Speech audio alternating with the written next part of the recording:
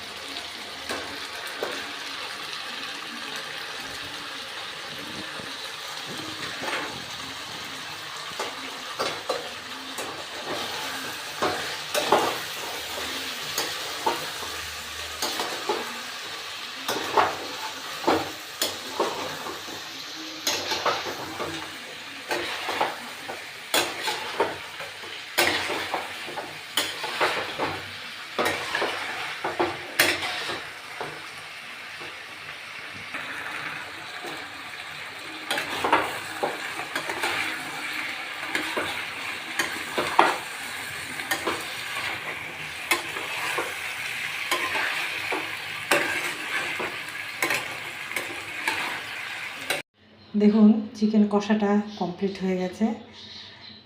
দেখুন, কালারটাও খুব সুন্দর এসছে।